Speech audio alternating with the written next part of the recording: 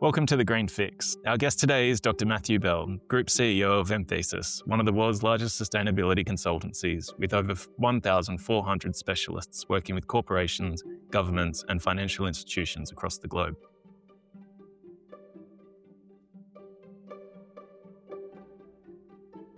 Matt, welcome to The Green Fix. Thanks, Dan. Great to be here. Before we get into 2026, can you share with our listener a bit about your journey from your PhD in biotech and genetic engineering through to now heading up Anthesis globally? Yeah, well, I think looking back on your career history is a little bit, it's very easy to make it seem as though you navigated and piloted your career like some smart professional, Dan. But I think you and I know that most of us have fallen from one thing into another. You're right. I started off as a lab scientist, and I still remain a huge lover of science. Nerdily, I still get a copy of Nature delivered to me and leaf through to see what the latest research findings are saying. I realized quite quickly a couple of things. Firstly, I wasn't the greatest scientist on earth, but secondly, also, you get to be a real specialist in a very small part of a very large world. And so I wanted to try and expand my horizons. And long story short, I started working in government in the UK. First of all, helping them to transition science programs away from supporting sort of direct action towards actually dealing with environmental damage. And I started to learn about this evolving science of climate change. From there, I moved into the policy environment, ending up leading the Climate and Energy Program Office, effectively navigating where we were supposed to be doing the best policy across Europe to try and curb greenhouse gas emissions and address climate risk. And one thing led to another, Dan. I left the UK in the early 2000s to move to Australia, raised a family there, started a sustainability practice to try and help companies to do more alongside governments. And here we are nearly 20 years later. Very good. Very good. I'm wondering from your vantage point, how do you see the geopolitical volatility starting to shift the role that climate transition plans can play as companies are trying to figure out that capital allocation around the world almost in real time? Yeah, it's a really good question. And it's a good question because I think if you and I had this conversation even a couple of years ago, we might have assumed that volatility at a global scale was something we deal with day to day, and therefore we incorporated into business planning. Dan, you would be chatting around this concept of building in new theories of climate risk, whether that's transition or physical risk. We do seem, though, at the moment to be in a very different world. And the world hasn't, in essence, become more complex, but it has definitely become less easy to predict, particularly from a geopolitical perspective. And I think we've assumed a couple of things historically. One, that there would be basic rules that would apply when it came to international trade, or organizations and companies needed to navigate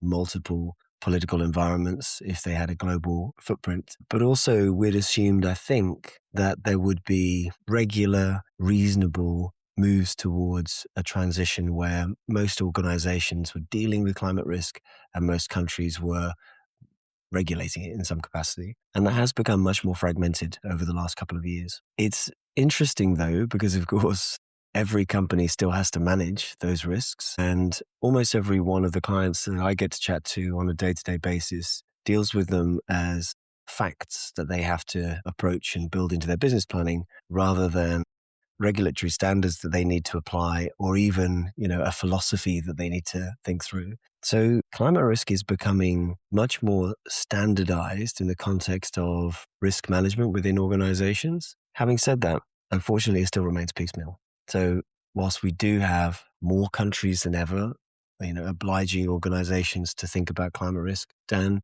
you and I base ourselves out of Australia, at least occasionally, where there's an obligation this year for more companies than ever to produce at least disclosures on what they're doing around climate risk and understanding it.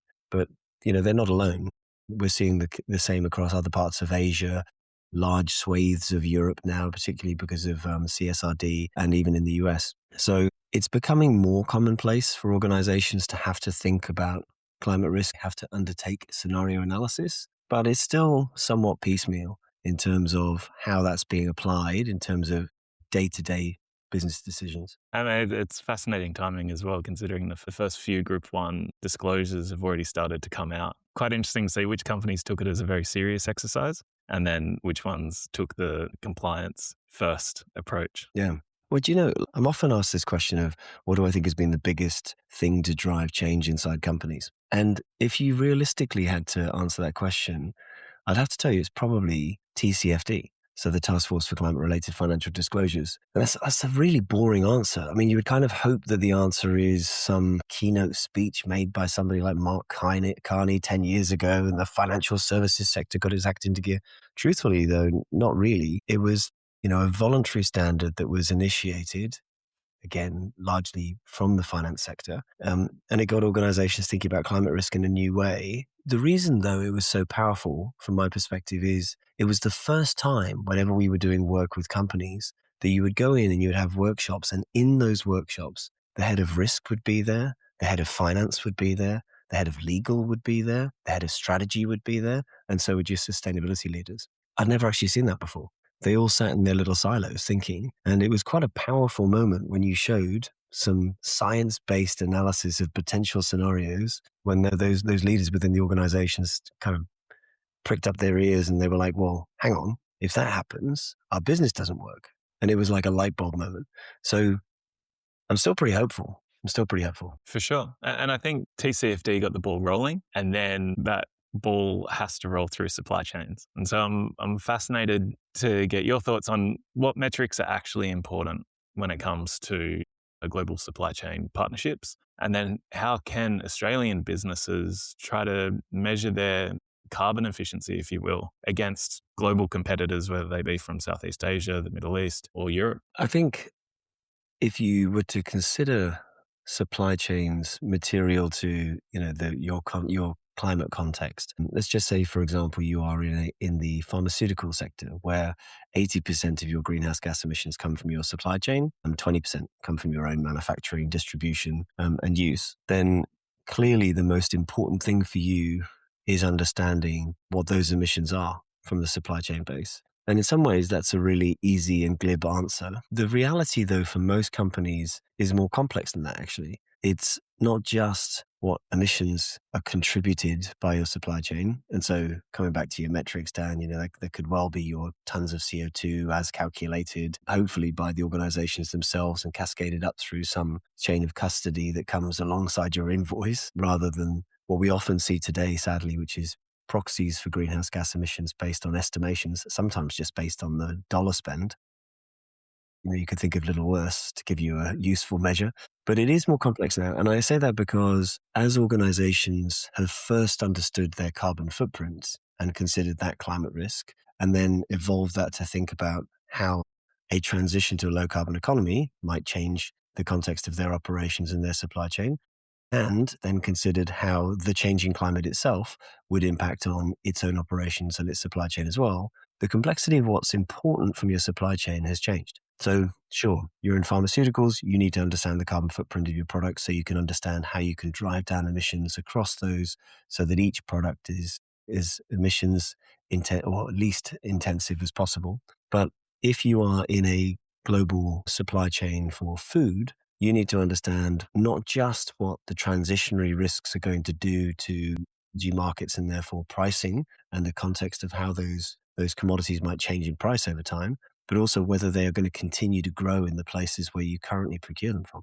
And I could tell you, when you do this analysis for large food and agricultural businesses, it's pretty dramatic. And it's pretty dramatic over short periods of time. So in those cases, many of the best indicators that organizations are actually tracking is vulnerability to climate risk by geographic location, the measures that the organization are putting in place to mitigate those risks, and in some cases, the measures that governments in the countries where those operations are taking to mitigate those risks over time. So we're seeing these much more complicated and bespoke dashboards for risk management through supply chains due to climate risk than we've ever seen before. It's interesting because at the moment when supply chains are so at risk and have such a microscope on them, if being a supplier and having that information ready can be so powerful from building relationships with your key customers and not having them come to you and do the legwork. It's hard to imagine this at the moment, isn't it, given where we are at a global scale? But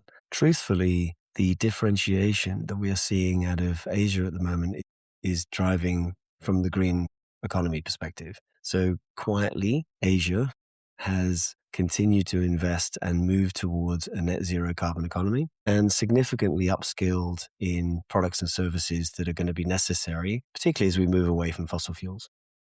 And so you're entirely right. This context of competitiveness comes in a little bit more in Asia than elsewhere. And if you cannot demonstrate that your part of that supply chain or your part of that solution is contributing towards that decarbonisation or whatever measure it might be, then you are going to be subject to the risks of being cut out of that supply chain. So in a way that internationally we are almost seeing this pushback, this sense of ESG is woke pushback and driving, let's drill, baby, drill them. What we're seeing in Asia is the opposite. We're seeing the quiet persuasion of organizations to move towards low carbon because unless you do that, you won't be internationally competitive. The focus has definitely been the decarbonisation prism of thinking. But I'm sure there's a few government policy papers in the background that have also been talking about energy security. Yeah, for sure. I mean, a couple of things that we've heard that we haven't heard for a really long time. Energy security is definitely one of them. The other is food security. So this concept of, were you cut off from the world? How able are you to feed your own people? I can tell you, when I worked in UK government over 20 years ago, there was an unwritten rule, which was all policies needed to jump the barrier of food security. If you're changing parts of the rural economy, what will that do to food security? And that was the echoes of a post-40s memory, and understanding that post-war, it was super challenging for us to feed our people. But that's forgotten now. Our grandparents' generation, Dan, largely have left us now, and the echoes of what it's like to go without are missing.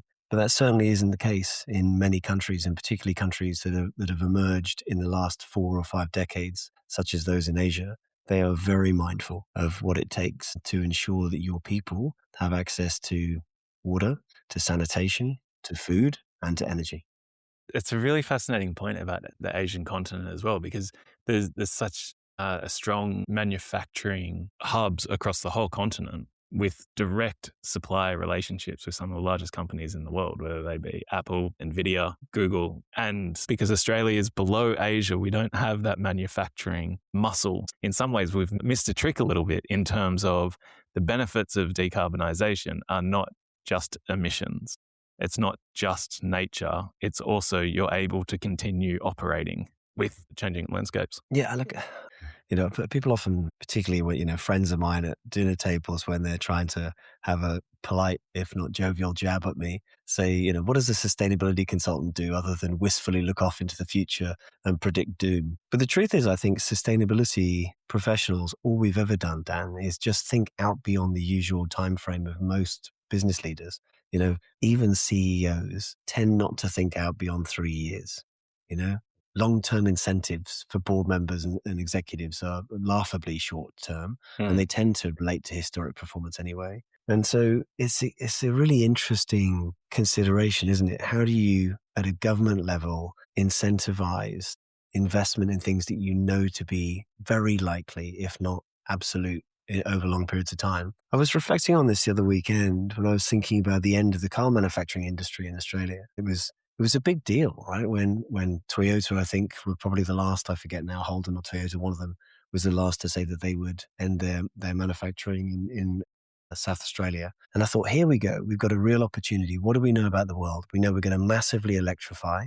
We know that we need to radically reduce greenhouse gas emissions. We know that we need new skills and labor in the marketplace. And to your point, we know that Australia has not become a manufacturing powerhouse, and particularly in South Australia, outside of automotive and defense. And so when you looked at that, you're like, this is ripe for innovation. This is ripe for government investment, for scientific investment. And by the way, CSIRO and others have been investing heavily in electrification and renewable energy for a really long period of time alongside the universities. Let's create this phenomenal EV hub for R&D, for pre-manufacturing, for components. You've got the installed base of people who could build those products, the engineers who understood mobility and car manufacture.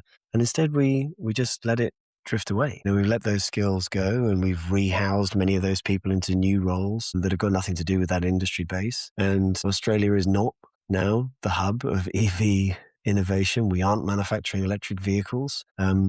China, meekly, has gone by, continued to invest in its domestic production, and is now the largest producer of EVs in the world. And I would argue, the most innovative EV manufacturer globally. So, how do you uncouple these things, right? Particularly where you have become a country where we have moved away from a manufacturing base and we've been largely reliant on a commodities base that has been able to keep our economy propped for decades. Yeah. And we're at a fascinating inflection point at the moment. There's two schools of thought. One is electrify everything to hedge against future international risk. And the other is, well, we just need to start exploration and production of our own oil in particular and try to get a Norway model for the LNG. Yeah, I always like looking at the International Energy Agency's energy outlook, which makes me probably a nerd. But if you look at the IEA outlook, many people, when they take a first glance, might say it doesn't seem to make sense, because if you look out under sort of expected decarbonisation forecasts, I was going to say net zero forecasts, but they don't really hold anymore because of the policy environment we find ourselves in. But even their less radical decarbonisation profiles, what you see is obviously a vast amount of electrification of things, moving towards the electrification of everything that you talked about. What's interesting, though, is that energy production overall goes down. And so you look at it and you go, well, how does that make sense? So you are electrifying everything. Electricity consumption goes up, but production goes down. And the reality is that's just the equation of fewer losses, because electrifying things is so much more efficient. The losses from many of the fossil fuel derived mechanisms of creating heat, electricity, or some other form of energy is quite vast. And when you step back and you think, oh my gosh, it's really quite crazy what we do. In a large part, we dig sometimes kilometers down for a fuel source that we then burn to turn water into steam to spin a turbine to create energy, as opposed to moving towards direct electrical power. Now, proponents for the fossil fuel industry will say it's impossible for us to move away from it, that there are so many challenges. You need inertia in the grids, you need plastics down, all of these things. And all of these arguments have merit, by the way, and I don't want to diminish them, but fundamentally, the answer, frankly, is huge investments in energy efficiency and vast investments in electrifying everything. Yeah. Which brings us actually quite nicely to artificial intelligence, for a topic that's for many people seems to have come from nowhere. I think the first interaction a lot of had was Siri, to now arguably AI is powering the S&P 500 and the NASDAQ, so therefore the American economy. How do you balance the competing arguments when it comes to the role that AI should play in electrification and decarbonisation of the planet? So I am fascinated by AI. And I have been for a long while. In fact, I was looking back at some notes. A wonderful friend of mine in New Zealand used to invite me over once a year to give a talk on Megatrends. And I did it for free, Dan. I would spend weeks doing, updates to research, so I didn't look like I fall on stage. And I would, cast out across the crowd and give my views of where I thought the world was going over a decade and beyond. And I loved it. It was so much fun. And I was looking back at notes from the last one I gave, which I think was in 2019, when GPT-2 was just being released. And I'd done the classic thing. I'd looked at some of these technology trends, and then because I didn't know much about them, I tried to find somebody who did, and I spoke to a few people. And I spoke to a professor from Bristol University in the UK, who was a professor of artificial intelligence. And I've not really heard that term used outside of science fiction books. And I was chatting to him about GPT, and he said it's kind of as dumb as a block of rocks at the moment. Its capacity to change the world is almost unmatched. And I've never heard somebody speak like that about a technology before. So I got very interested in it. But again, like most things technological, I had kind of diluted the potential impact of it over time. Clearly, what we have seen in the last couple of years is profound levels of advancement in artificial intelligence. Many are arguing we already have artificial general intelligence, the concept of the singularity. We're here, according to many. I'm not as convinced myself. It depends how you define that. But you then touched on a really important point around AI and the intersect with global sustainability, particularly environmental sustainability. And I wanted to kind of touch on a couple of things with you actually today, the things that have been really occupying my mind now. The first is I can now tell you our conversation around, well, where will capital come from to do the most important things that we need to do in the world is a mute argument.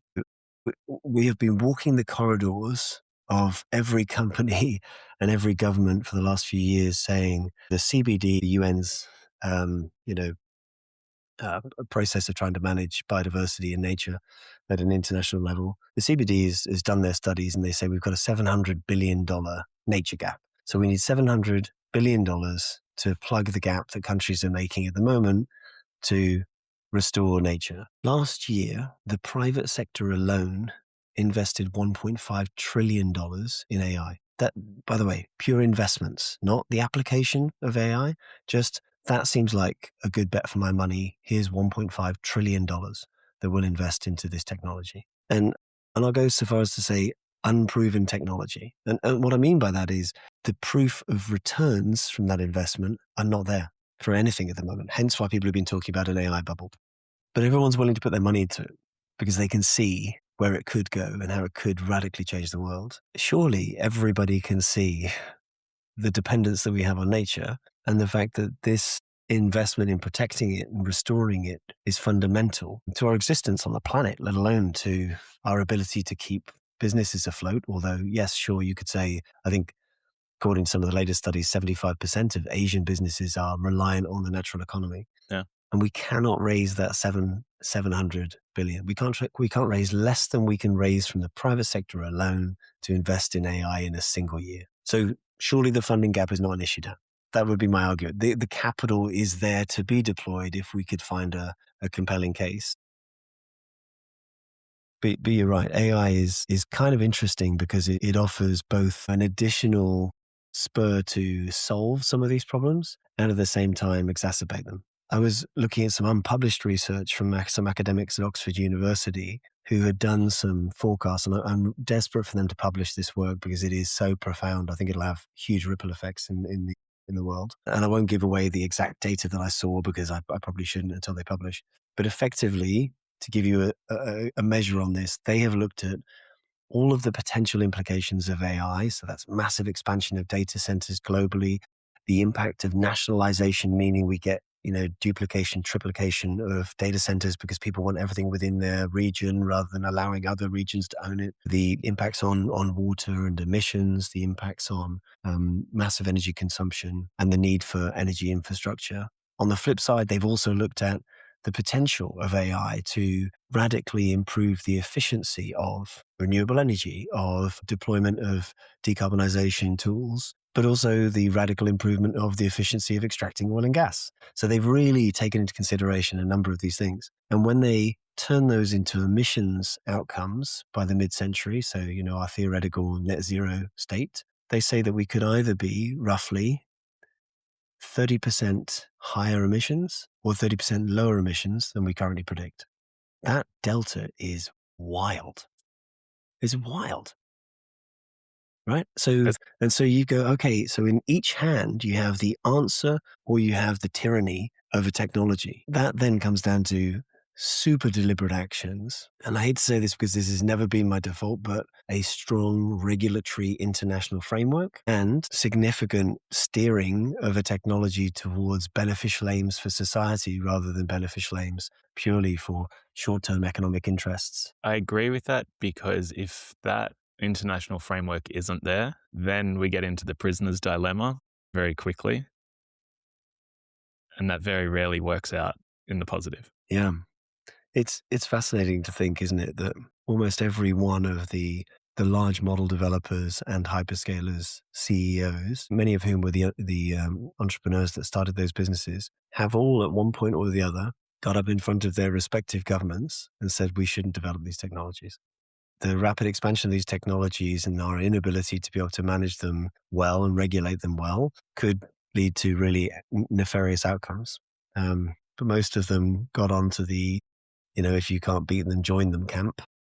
Yeah. And now we are, competing with one another at scale, both within countries, like in the US, where you've got some of the leading organizations, and between countries, where we've got this massive difference between China's investment in radical outsource of AI versus sort of commercial approach of the US. It is becoming potentially, sadly, a literal arms race. Yeah. And going back to your regional data centers point, there is a world where there is an Asian AI market, a Europe plus UK AI market, the Americas, which is a fascinating question for Australia. Where do you sit?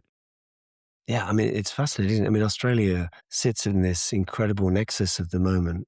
It has a strong and productive relationship with China, and obviously has historic, strong ties to Europe and the United States, and finds itself in a very challenging position. What's fascinating again is, and we keep saying this about Australia, but it is the lucky country, not just in the context that if you dig down a few feet, you're likely to find something you can sell, but also because we've got vast amounts of all the raw ingredients you need for renewable electricity and the generation of other energy forms. Back in the day, we'd done some back of the envelope calculations on how much hydrogen you could generate from renewable energy in Australia, how much energy storage you could create, how you could become almost a super center globally for renewable technologies, which unfortunately Australia hasn't really capitalized on. But this is the next wave. It's the setter wave of technology, right? So what is the role that Australia should play? And you would hope that it doesn't become the chosen cousin to whoever it snuggles up to closely enough, but rather somebody who kind of owns its own future a little bit more. But yeah, it's fascinating. I mean, it could be the home of data centers, arguably renewably driven data centers. I think there are a world where Australia says, well, we missed this wave, we missed that wave, we can't miss the third wave, and that drives that drives the federal policy, that drives the investment capital, and then that drives the international trade as well. I think so. I honestly, I don't know enough. I've got my limitations in knowledge.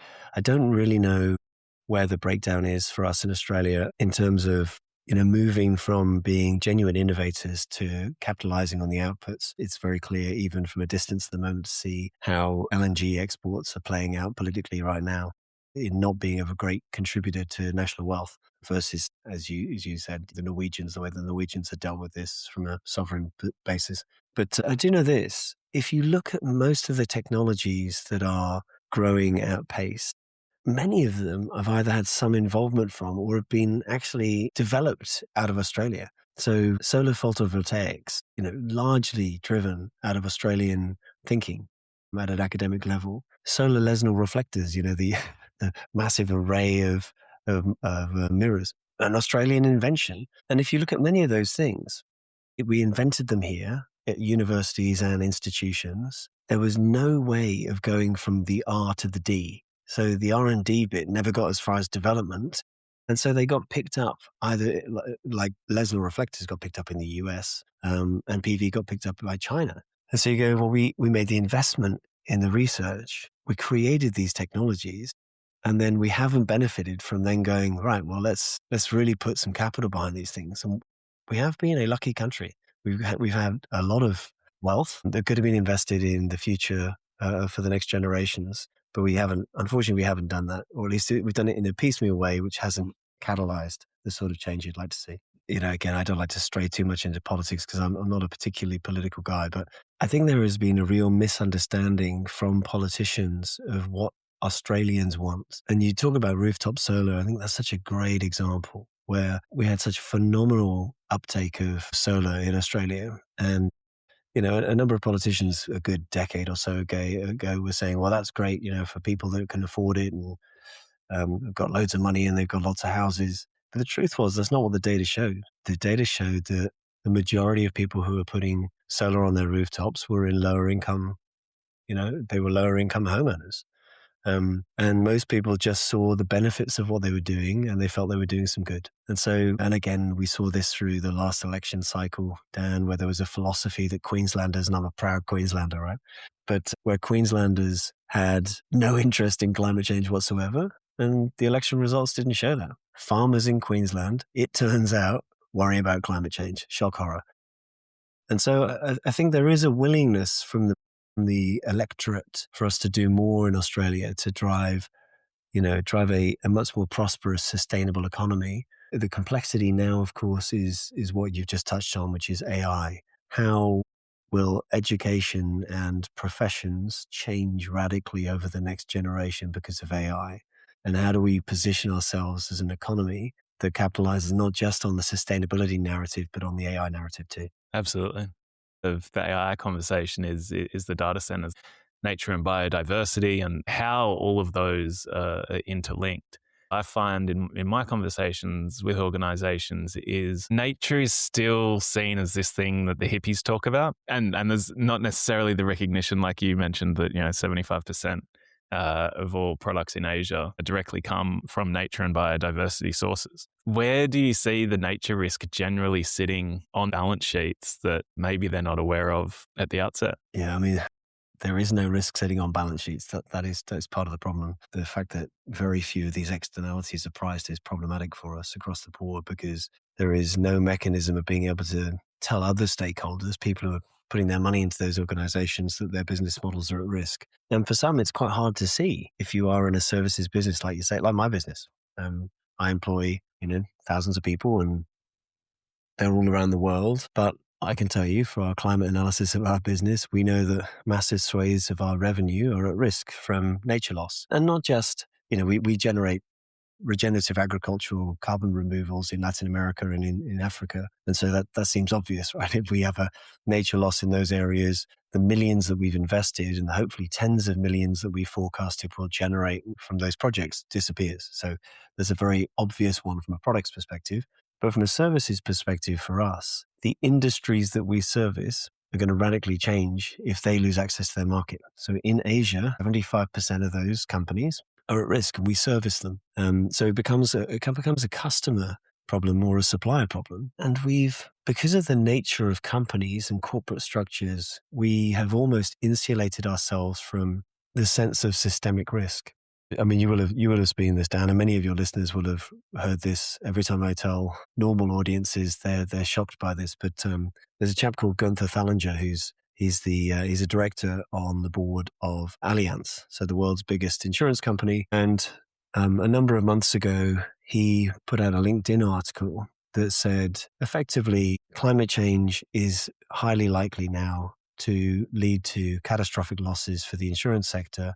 Those losses could lead to the toppling of some insurance companies as they are unable to make payouts or unable to factor adequately in those risks to be able to price them. And if that happens at scale, it could lead to the toppling of capital markets globally. Now, it got picked up on page 7 of The Guardian in the UK, and then picked up similarly in Australia in the Australian Guardian. And it went almost by without reference. But let's just kind of think about that. One of the boards of directors from the largest insurance company in the world has just said that climate change within a short period of time could topple capital markets and lead us into a collapse scenario, financial collapse scenario.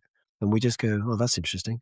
I mean, imagine that in almost any other frame. If you said there is a new war brewing in a part of the world that nobody had seen historically, and if that war breaks out, we're going to lose access to fundamental energy commodities, just like we've seen in Iran with the challenges around the Strait of Hormuz. We would be in freefall. Markets would be moving left, right, and center. There would be instability. The national banking associations would be coming together to consider what would happen. Governments would be having conversations about what we'd need to do to keep people safe. We say we have the same from the largest insurance company in the world. People who think about long-term risk more than anyone else and have, in their case, thousands of actuaries modeling it, nothing happens in the marketplace. The market didn't move at all, a nudge with his LinkedIn. It might have done for Allianz's stock, I didn't check, but it's kind of fascinating. So what do we do? How do we get ahead of that?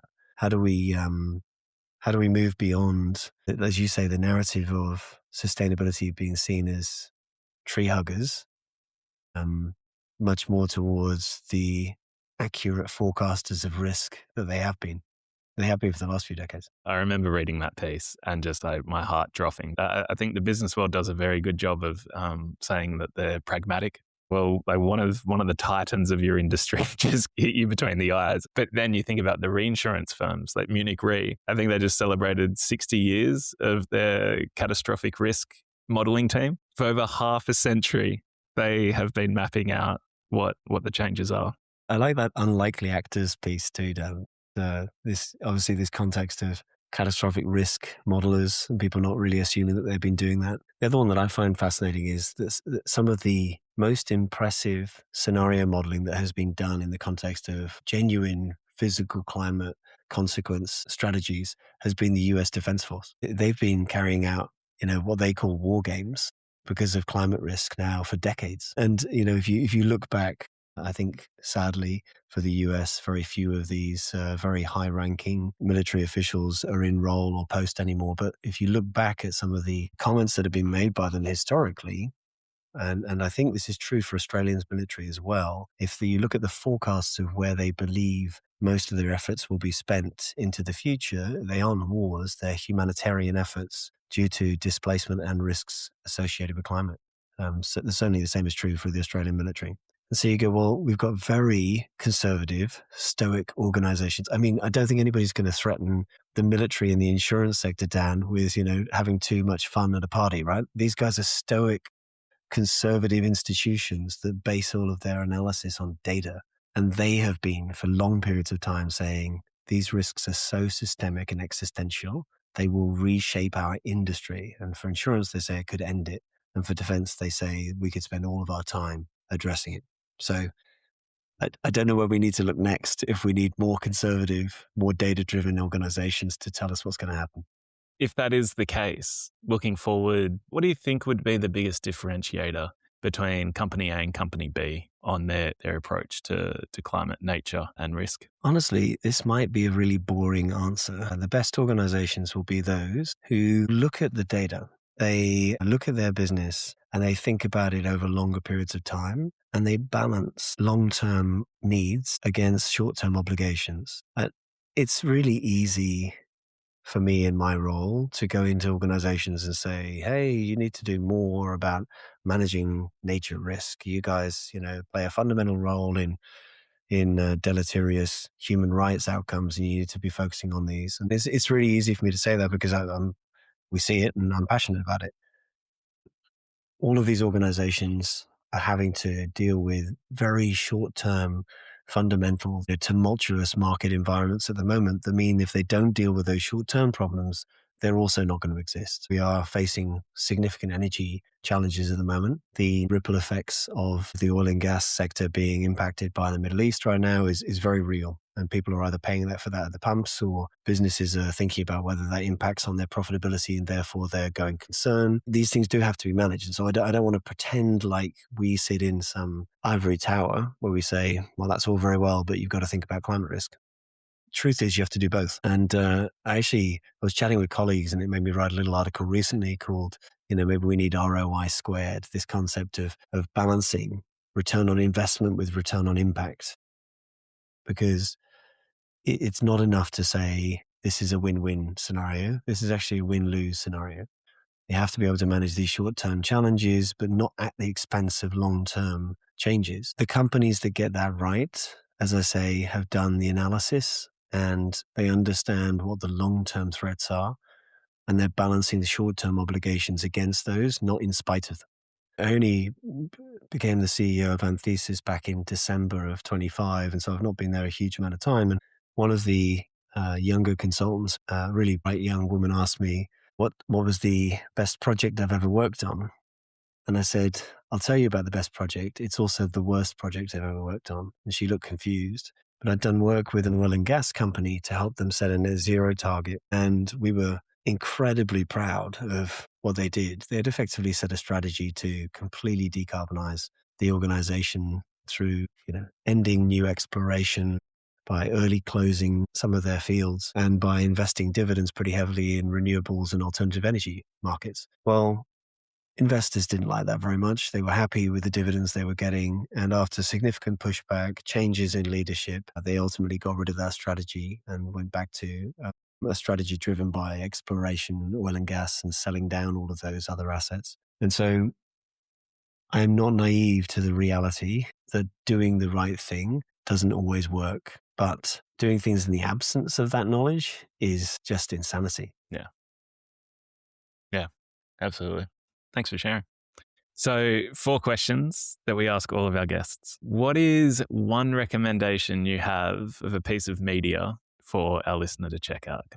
I just finished listening to the audiobook version of Jonathan Porritt's Love, Anger and Betrayal. It's the story as told by Jonathan, who many of your listeners will know, good godfather of sustainability, but also 26 young climate activists from the Just Stop Oil campaign, the people who glued themselves to the floor, threw soup onto paintings, etc. It was a fascinating insight in terms of where the non-violent civil disobedience process had come from. And yeah, it's really worth a listen. I mean, do read the book if you want to read the book, but listen because you have it through the voices of youth, a number of whom are sitting in prisons right now for civil disobedience, which was non-violent because of the laws that had been changed in the UK to allow them to arrest those people from doing that. Yeah, it's a really worthwhile book and puts into context what we are all trying to work towards and why. Yeah, fantastic. Who is someone that has inspired you throughout your career that you think we should have on the Green Fix? Well, I mean, apart from Jonathan himself, actually, he's been a very inspiring light, both in Australia and to me personally. He was part of the Cambridge Institute. I would actually say, let me think. I don't know if there is one single person who's inspired me the most.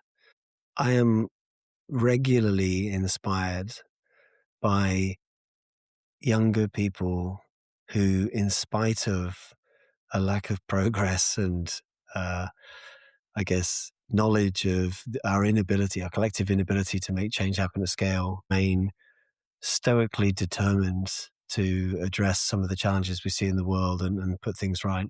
So I would encourage you to find an incredibly, powerful young voice. I mean, what we've seen, I think, internationally is that the voice of youth can sometimes be incredibly powerful, but also quite humbling.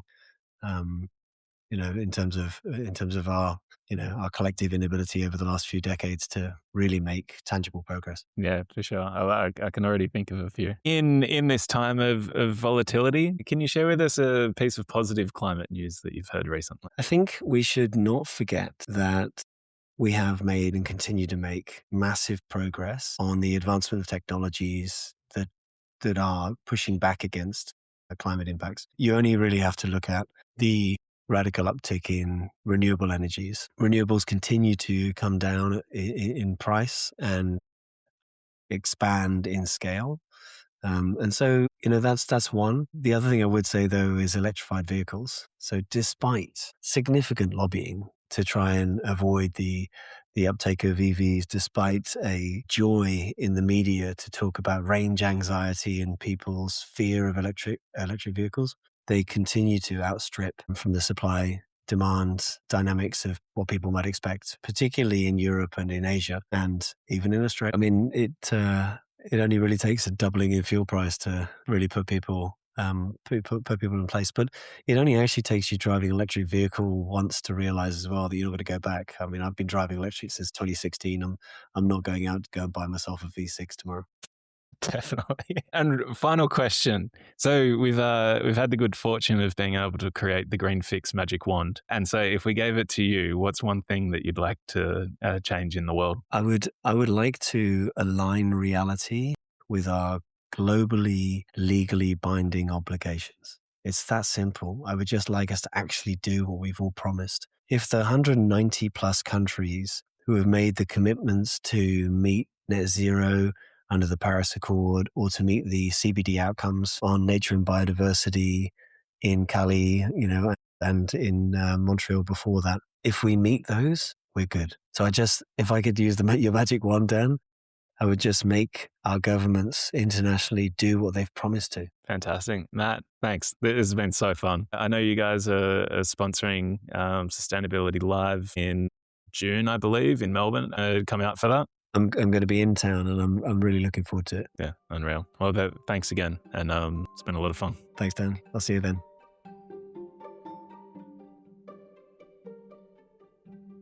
This was Green Fix with your hosts, Loretta Gutierrez and Dan Leverington. You can get your Green Fix every 2 weeks on Apple Podcast, Spotify, YouTube, and Pocket Casts.